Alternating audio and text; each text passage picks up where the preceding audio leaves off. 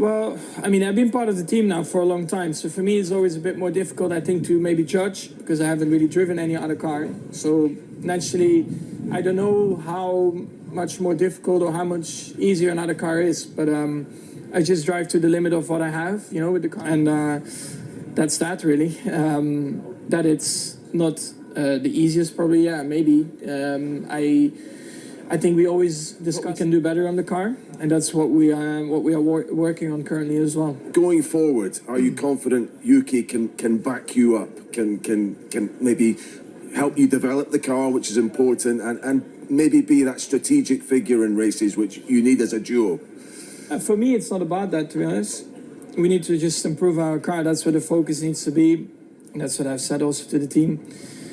And that's also what I'm working on, to be honest. Fighting towards your end of the field? I have no idea.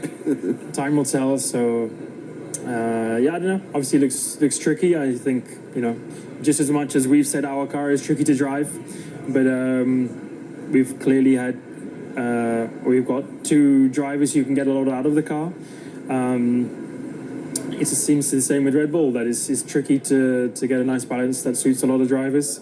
Or has suited any driver apart from Max and yeah, Daniel many years ago. So no idea what's going on there, but yeah, obviously with strength that we have at the minute is two quick drivers and a strong team. I mean, it's as difficult as always. It's always tricky to extract the maximum out of a car. I don't think that it is any more difficult on a season like this. It's just that the performance compared to McLaren, more specifically, is just not good enough. So it's not about how hard it is to extract the maximum performance out of the car. It's just that there's not enough performance in the car for now. But little step by little step, I'm sure and confident that we can close that gap, starting from this weekend, hopefully. What do we expect this time? Because everyone is still like, oh, Ferrari with like super high expectations. So what do you think? I mean, everyone, I think there was a lot of hype. Obviously, it's the start of the season. I think what's important to remember is that this is my first year with the team. I've come to a team I didn't expect to win from the get-go, and I didn't expect us to be fighting for the championship straight away. I've just really tried to spend this time observing how the team operates and how we're running and learn as fast and as much as I can. And I've just been highlighting to the guys that my first time driving in the rain was the first race on the Sunday, and then I didn't actually get to do any of the. I was reflecting after the last two races, and I didn't get to do the Abu Dhabi test, obviously, because I was obviously still with Mercedes. All the other drivers got to test those tyres, the 2025 tyres. And then when I came to do my Bahrain test and do my long run, I didn't even get to do it because we broke down. So my first long run in the dry, 20 laps, was actually the sprint race, which I'm quite happy with how I treated those tyres. And then the next day, we made some changes to the car, and it wasn't the right direction, and made it difficult through qualifying and then particularly in the race. So, but lots and lots of learnings to take from those 2 weeks, and I feel that's really helped prepare us better for moving forwards. Luis, you were speaking about tires. Here, like in China, in the first sector, there is a new tarmac. Here's the difference made by hitting the tire windows right away. Do you need to work on this as a team? No, I think we get the tires getting the tires in the window. I think can be a challenge. I think having them in sync, so you can have the rears in the window and the fronts not in the window, or you can have the fronts in the window. Trying to get them to you kind of want to enter the first corner with the rears slightly below, and then through the corner they can kind of come up. So then if you start with too hot temperatures, then you have third sector often is an issue. If you start too cold, you have instabilities, lose too much in sector one, and you might gain some back in the next two. But trying to find the balance between that is a real challenge. On my side, there's no stress whatsoever regarding a contract. Ultimately, contracts are in place in Formula One, and things change very quickly. And I believe in myself. You have to perform, and it's pretty much as simple as that. And when it comes down to contract discussions, I think with us in the past, with Toto, it's taken no more than 24 hours to have the conversation. and it goes to the lawyers, and we get something in place. So, there is no rush from my side. There's no concerns. There's no pressure. I'm enjoying where I'm at in the sport right now and enjoying my performance and just enjoying going racing, and that's the number one priority right now. So back to a normal weekend, so I can kind of build up during the weekend, but I want to start off as well with a good rhythm, because this track is not an easy one, and you need the right confidence. So definitely, it's about finding the right balance with how much you push without overdoing too much in order not to hurt your confidence. I was interested, you said getting a bit more in qualifying, but you don't want to overcook it too much. You're consistently in Q3, so that's okay. Yeah. It must be a really fine balance. Yeah. Pushing too much and then not getting into Q3. Yeah, no, of course. I mean, the thing is, why I was disappointed is because I felt, the potential was there to do it. And obviously, I could see it. But, it's a fine balance because it's so tight and, the level is super high that it's really easy to go from one side to the other. It's really easy to go over the edge and do a mistake and, then compromise the rest of the section. So it's always, I know I can do better, but still, I want to arrive there gradually, not, all in one step, because there is where I can do the mistake. And then kind of do two steps in the back, and then having to regain that confidence back. So I think overall, I feel the potential is there to do even better than what I've been doing in qualifying so far. But, I've got another chance this weekend, and hopefully we can do a bit better.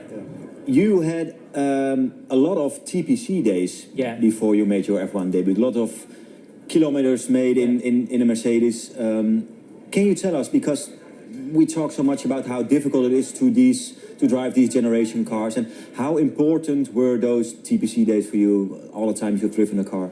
Yeah, I mean, they were super important, mainly to get up to speed with the car, and mainly also understanding all the procedures, all the switches.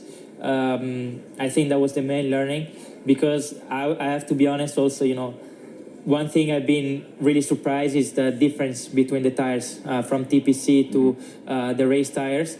It's a completely different tire, completely different way it works, and also the grip is not the same. But for sure, the TPC helped massively, and I think Mercedes gave me such a great opportunity to do test days, because I was able to get up to speed with the car, and also to understand the procedures, and in order so when I started the season, I had an idea of what to expect on that side.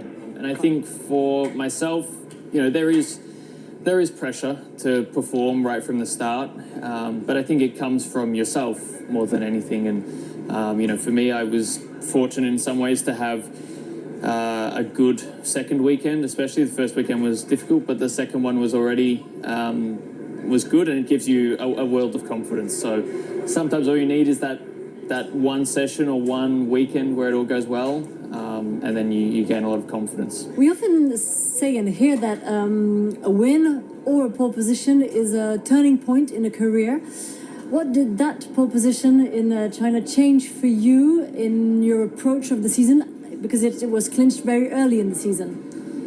I mean, to be honest, I think it was more just a relief than anything else. It's not going to make trying to get pole position for the rest of the year any easier. It just means that maybe there was a bit of desperation starting to creep in, because I'd been trying to achieve that for a long time. So to have the first one is a nice relief, but obviously I want to try and get pole position every weekend. So I think it kind of just confirms the approach we've been taking, and we should just keep doing the same thing. Of course, you had a tricky weekend in Australia. How are Haas supporting you in this first full season you're experiencing? How are they wrapping their arms around you in those tough moments? They've been great. Australia was a really difficult weekend for myself, but we bounced back really well in China, and that was thanks to the support that the guys gave me, even as much as the mechanics supporting me and giving me the best wishes, but also the engineers really giving me everything they can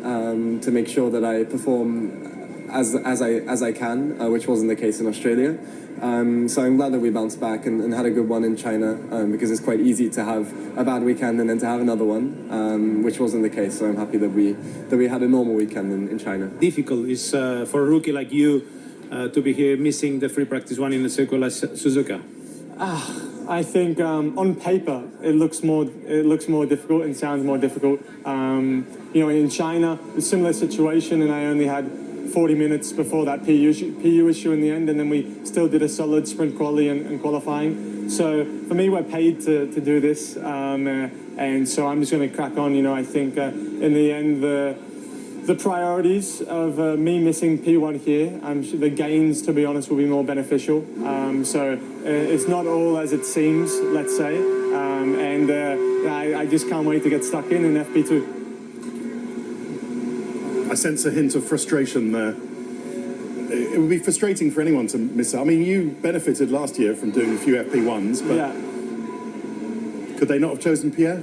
To be honest, it's obviously a team decision, first and foremost. But the priorities for this particular reason, it's almost a bigger gain for Pierre to be in P1 than to me. So it's not all as it seems, to be honest. I think the bigger gain will be from him participating in this one, and he'll be sitting out next Friday as well. So for the here and now, it looks you're sitting out, but it'll be the other way around in a week's time. So you're cool with it, or yeah, certainly cool with it. Okay. Yeah, we're paid to do this as a job to be to learn tracks quickly. In China, I had 40 minutes before sprint quali, similar situation, and we were on the pace still quite quickly in sprint quali. And here I have 2 hours. Ideal world, yes, I agree with you. 3 would be stunning. But this is what we've decided is the best and as the team for this weekend. Esteban, terrific weekend for Haas last time out in China. But where do you think the car is, the performances heading to Suzuka? And I know this is a track that so many of you love. Yeah, I love that track. That's obviously the highlight of the year for me. Coming here, the support we got, it's just insane. It's a little bit of a home race, with our team principal, being Japanese. So yeah, it's extremely special. Shanghai has been a good one, so we are all energized, to come here. Welcome to Suzuka, a track you said you've always wanted to race at, a lot of history as well for Brazilians over the years. How excited are you to be here and to get out on track this weekend? Yeah, very excited. Track that I've always, done in the simulator since I'm super young, and probably will be one of my favorites as soon as I drive it. And super excited to head to the track, and looking forward to FP1. Also wanted to ask about Adrian. There was another week between China and this race, of course. Any more conversations with him in the specific details, to be honest, with this world. But first call I got was from Christian. Think right after China that maybe be prepared about maybe things gonna change a little bit. So just a bit of a reminder. A lot of people are saying to us, Red Bull are paying the price for not signing you. What do you think about that? And is it a job for an experienced person, that second seat there? What everyone says, is the toughest job in Formula One, being obviously next to Max, in a car that Max knows so well. I don't know. That's what people are talking. I guess it's a good thing for me, but at the same time, I don't care because I'm in the place that I want to be right now, and in a good place also for my future, for myself, and I cannot wait to see where we can get to with Williams. No, I had no idea in China. It was something that was decided, I guess, the Monday or Tuesday afterwards. I found out after China, basically. So, yeah, it was, I think for all of us, probably more unexpected. But it was after the weekend. Difficult, is it to build the confidence and the motivation back? Is it tough? Is it impossible to be emotionless? I think that it's how you see it through the lens. I think that there's a huge possibility for Liam to bounce back and be immediately strong this weekend. There's a chance for Yuki to prove everyone that he can also be capable in a Red Bull car. I think that for Liam, there's he's going back to a team that he knows, that he had great results with, a balance that I imagine he's a bit more comfortable with in a car that he's more used to. So, yeah, I think it's obviously a lot of chatter, but I'm also excited to see how it plays out. We'll see. I think it's tough. I think there's more or less the way I see it, 5 teams and 10 cars, that sit within a couple of tens. And anyway, the top 8 spots are usually occupied, by the 4 bigger teams. So it doesn't leave much on the table for the rest. But, that's the challenge. That's the job for everyone in the midfield. And I think we're all, racing for that. And, whoever will do a better job now in the next weeks and months will come out on top. You have a new teammate in Liam Lawson. How is the feeling within Racing Bulls heading into the Japanese Grand Prix? And how will you put aside all the noise that's happening at the moment and focus on your job in the car? Well, of course, I don't feel very concerned. Like, I think I'm in a really nice position, enjoying my season, and of course, welcoming Liam back to the team. The atmosphere is great, and I'm really looking forward to work with him. Adrian's getting settled into the team. Were you able to have any more conversations with him, and what's he saying about this year, but also that balance with next year as well?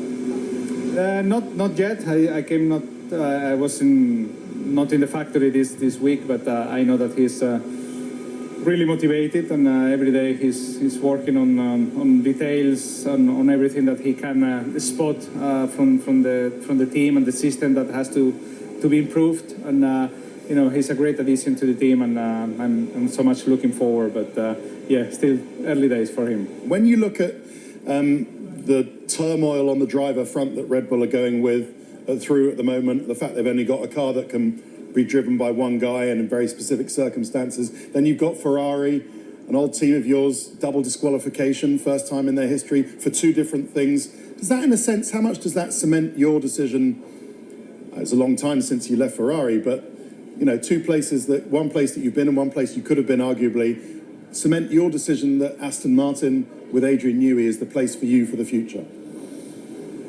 Well, I think when you make decisions, it's difficult to predict what is going to happen. It's just a feeling. It's just a trust that you put in some group of people. But definitely, I think Aston Martin, with all the investment and all the new people that joined the team, is a great place for the future. The thing that I'm not 20 anymore, so I will drive for as long as I can and enjoy. But if I'm a young driver, for sure, Aston Martin will be my pick. Everyone made a step forward, like if you look at the entire grid, and it's extremely tight. So I think it comes down to really fine-tuning, the car to every track within 2 tenths. You probably have 6-7 positions at the moment, and unfortunately we haven't done good enough in China, but we know the reasons why, and that's why I'm fully confident we'll be in the mix for the coming 3 races.